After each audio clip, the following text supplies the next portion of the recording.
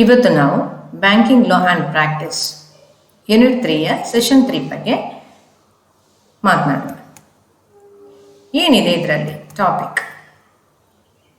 Paying bankers duties. What are the main duties of the paying banker?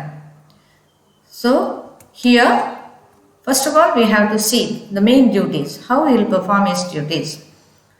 The banker on whom the check is drawn should pay the check when it is presented for payment. It is his obligation by section 31 of the NI Act. A banker is bound to honor his customer check to the extent of the fund available and the existence of no legal bar for payment. The paying banker should use reasonable care and diligence in paying a check so as to abstain from any action like to damage his customer's credit. Andre, whenever the check is presented for payment, it is the duty of the banker to accept it, or he has to, whatever the procedure occurs, accordingly he has to act. That is why here anything happens in between the transaction, he has to take reasonable care and diligence in paying the check. So it will affect his creditability as well as his future also. So that is why he should not negligence towards in accepting the check as well as payment of the check. So at the time of making payment, he should observe the following very carefully. So while performing his duty, he has to very careful in discharging his duties. What are these main duties of the paying banker? So first one, in case of a sufficient of fund in the account of the drawer which can be properly used to pay the check, the banker must pay the check when required to do so. ಅಂದರೆ customer ಇದು ಅಥವಾ drawer ಅಕೌಂಟಲ್ಲಿ sufficient fund ಇದ್ರೆ banker ಏನು ಮಾಡಬೇಕು ಅಂತಂದರೆ paying banker must pay the cheque when required to do so. ಅಂದರೆ sufficient fund ಇದ್ದ ತಕ್ಷಣ ಅವನು ಏನೋ ಯಾವುದೇ ಡ್ರಾವರ್ ತಂದು ಚೆಕ್ಕನ್ನು ಪ್ರೆಸೆಂಟ್ ಮಾಡಿದ್ರು ಅವನ ಅಕೌಂಟಲ್ಲಿ ಬೇಕಷ್ಟು ದುಡ್ಡಿದ್ರೆ ಅವನು ಅದನ್ನು ಆಕ್ಸೆಪ್ಟ್ ಮಾಡಲೇಬೇಕಾಗ್ತದೆ. It is his duty to accept.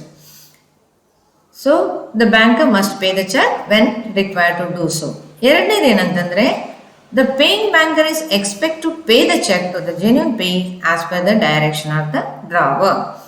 ಯಾರಿಗೆ ಅವನು ಚೆಕ್ಕನ್ನು ಕೊಡ್ತಾನೋ ಅವನು ಜೆನ್ಯೂನ್ ಪೇ ಆಗಿರ್ತದೆ. So according to the direction of the drawer the paying banker is expected to pay the cheque. So that is very very essential. ಯಾರ್ಯಾರಿಗೆ ಕೊಡೋದಲ್ಲ, according to the direction of the drawer he has to pay the check to the concerned party. That is also very important, and whenever the party will present the check for payment, it is a duty of the banker to pay the check amount also. Third one, the paying banker should pay the check when there is no restriction imposed on the payment by the drawer or by the law. ಈಗ payment ಮಾಡುವಾಗ ಯಾವುದೇ ಥರದ restriction ಇಲ್ಲ, ನಿಜವಾಗಿ it is unconditional order ಅಂತ ಲೆಕ್ಕ. ಆದ ಕಾರಣ ಪೇಯಿಂಗ್ ಬ್ಯಾಂಕರ್ ಏನು ಮಾಡಬೇಕು ಅಂತಂದರೆ he should pay the check when there is no restriction imposed by the payment by the drawer ಏನು ಹೇಳ್ತಾನೋ ಅದಕ್ಕೆ ಸರಿಯಾಗಿ payment paying banker has to accept the check, or if any check presented for payment, it is a duty of the banker to pay the check as well as check amount. ಇನ್ನೊಂದು ಏನಂತಂದ್ರೆ next point, the payment should be made when the checks are presented for payment within a reasonable time after being drawn and during banking hour. So almost all of you know that. ನಿಮ್ಗೆ ಎಲ್ರಿಗೂ ಗೊತ್ತಿದೆ ಏನಂತಂದರೆ ಚೆಕ್ಕನ್ನು ಯಾವ ಟೈಮಲ್ಲಿ present ಮಾಡಬೇಕು. There are so many types of cheques are there depending upon the nature of the cheque. If it is a stale cheque, if it is a posted cheque, ಅಥವಾ ಇವತ್ತೇ ನಾನು ಡ್ರಾ ಮಾಡಬೇಕು ಅಂತಂದರೆ ಆವಾಗ ಏನು ಮಾಡಬೇಕು, ಕಸ್ಟಮರ್ ಅಥವಾ ಡ್ರಾವರ್ ಏನು ಮಾಡಬೇಕು, ಆ ಚೆಕ್ಕನ್ನು ರೀಸನಬಲ್ ಟೈಮಲ್ಲಿ ಪ್ರೆಸೆಂಟ್ ಮಾಡಬೇಕು. ಪ್ರತಿ ಒಂದು ಬ್ಯಾಂಕುಗಳಿಗೂ ಕೂಡ ಅದರದ್ದೇ ಆ ಟೈಮ್ ಇರ್ತದೆ. ಅಂದರೆ ಬೆಳಗ್ಗೆ ಒಂದು 10 ಗಂಟೆಯಿಂದ ಆರಂಭ ಆದರೆ ಸಾಯಂಕಾಲ 3:30 ತನಕ ಅವರ ಟ್ರಾನ್ಸಾಕ್ಷನ್ಗಳಿರ್ತದೆ. So during that time the customer also has to present the cheque as well as the paying banker also see that whether the drawer has present the check during the working hour or not. So that is very important. So that's why the payment should be made when the checks are presented for payment within a reasonable time as well as during the banking hour only. Then next point ಏನು ಹೇಳ್ತದೆ, he has to honor the check drawn against the account maintained at that branch of the bank where the check is presented. ಎಲ್ಲಿ ಅವನು paying banker ಅದನ್ನು accept ಮಾಡಬೇಕು? Usual ಆಗಿ paying banker will see the cheque, nature of cheque ಹೇಗಿರ್ತದೆ, ಯಾವ bank ಇದ್ದಿರ್ತದೆ, ಆಮೇಲೆ ಯಾವ branch ಇದ್ದಿರ್ತದೆ ಅನ್ನೋದು ಕೂಡ ಯೂಶುವಲ್ ಆಗಿ ಅದರಲ್ಲಿ ಮೇಂಟೈನ್ ಮಾಡಿರ್ತಾರೆ ಪ್ರತಿಯೊಂದು ಚೆಕ್ಗಳಲ್ಲಿ ಕೂಡ. ಹಾಗಾಗಿ it is a duty of the paying banker to honor the check drawn against the account maintained at that branch of the bank where the check is presented. ಎಲ್ಲಿ present ಮಾಡಿದಾರೋ ಅಲ್ಲೇ paying banker ಅದನ್ನು honour ಮಾಡಬೇಕು ವಿನಃ ಅವನನ್ನು ಕಳಿಸುವ ಹಾಗೆ ಕೂಡ ಇಲ್ಲ, ಬೇರೆ ಬ್ರಾಂಚಿಗೆ ಕಳಿಸುವ ಹಾಗೆ ಕೂಡ ಇಲ್ಲ. That is his duty to see that. Next one is here the banker should not make payment of crossed cheque over the counter of the bank. he must pay the crossed check through a banker. Usual ಆಗಿ ಏನಿರ್ತದೆ ಅಂದರೆ crossed ಚೆಕ್ಕಲ್ಲಿ the procedure of the cross cheque ಏನು ಅಂತಂದರೆ ಅದನ್ನು ಕೌಂಟರಲ್ಲಿ ಕೊಡೋ ಹಾಗಿಲ್ಲ. ಆ ಚೆಕ್ಕಲ್ಲಿ ಯಾರ ಹೆಸರನ್ನು ಮೆನ್ಷನ್ ಮಾಡಿದಾರೋ ಅದು ಆ ಹೆಸರಿನ ಅಕೌಂಟಿಗೆ ದುಡ್ಡು ಬೀಳ್ತದೆ ವಿನಃ ಅಥವಾ ಟ್ರಾನ್ಸ್ಫರ್ ಆಗ್ತದೆ ವಿನಃ ಅದನ್ನು ಕೌಂಟರಲ್ಲಿ ಕೊಡುವ ಹಾಗಿಲ್ಲ. ಈಗ if the cheque is a open cheque, uncross cheque, ಇಂಥ ಸಂದರ್ಭದಲ್ಲಿ ಏನು ಮಾಡ್ಬೋದು, ಪೇಯಿಂಗ್ ಬ್ಯಾಂಕರ್ ಅಮೌಂಟನ್ನು ಕೊಡ್ಬೋದು. ಆದರೆ if the cheque, if it is a crossed cheque, ಅದು ಸ್ಪೆಷಲ್ ಕ್ರಾಸಿಂಗ್ ಇರ್ಬೋದು, ಜನರಲ್ ಕ್ರಾಸಿಂಗ್ ಇರ್ಬೋದು, ಇದೆರಡು ಸಂದರ್ಭಗಳಲ್ಲಿ ಕೂಡ the paying bankers duty to see that whether it is a crossed cheque. So he cannot pay the amount at the counter of the bank. He must pay the crossed check through a banker. ಎಲ್ಲಿ ಅದು ಯಾವ ಅಕೌಂಟಿಗೆ ಬಿಡಬೇಕು ಅಥವಾ ಇನ್ನೊಂದು ಬ್ಯಾಂಕಿದೆ ಅದು ನೋಡಿಕೊಂಡು ಅದನ್ನು ಕಳಿಸುವ ವ್ಯವಸ್ಥೆ ಮಾಡಬೇಕಾಗ್ತದೆ. So that is Y he must pay the crossed check through a banker only. Next one is verification of the drawer, signature of the drawer. Verification of signature of the drawer. ನೋಡಬೇಕು, ಚೆಕ್ಕನ್ನು present ಮಾಡಿದ ತಕ್ಷಣ the duty of the paying banker is to see that whether the signature is a genuine one. Usual ಆಗಿ drawer signature ಎಲ್ಲಿರ್ತದೆ ಅಂದರೆ whenever you are going to open an account, first time ನೀವು ಅಕೌಂಟನ್ನು ಆ ಬ್ಯಾಂಕಲ್ಲಿ open ಮಾಡುವಾಗ ನಿಮ್ಮ 3 specimen ಸಿಗ್ನೇಚರನ್ನು ತಗೊಳ್ತಾರೆ ಅವರು. ಬಟ್ ಓವರ್ ದ ಟೈಮ್ ಅದು ಸ್ವಲ್ಪ ಚೇಂಜಸ್ ಬರ್ತದೆ. ಆದರೂ ಕೂಡ if is a regular customer ಅಲ್ಲಿ ಹೆದರುವ ಅವಶ್ಯಕತೆ ಇರುವುದಿಲ್ಲ. ಆದರೆ if is a fresh customer, open ಮಾಡಿ 1 ತಿಂಗಳಲ್ಲಿ ಅವನು ಪ್ರೆಸೆಂಟ್ ಮಾಡಿದ್ದಾನೆ, ಸಿಗ್ನೇಚರ್ ಏನೋ ಅವನಿಗೆ ಸಂಶಯ ಬರ್ತದೆ ಅಂತಂದರೆ ಅವನ duty weather the signature is Tally with the specimen signature of the drawer.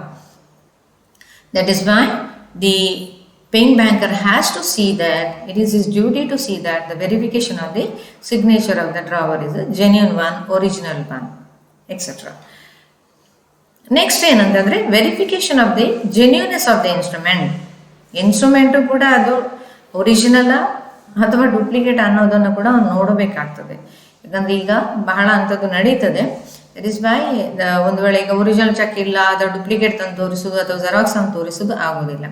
So whenever the payment takes place, what is important he has to remember is he has to see the genuineness of the instrument whether it is a original or duplicate.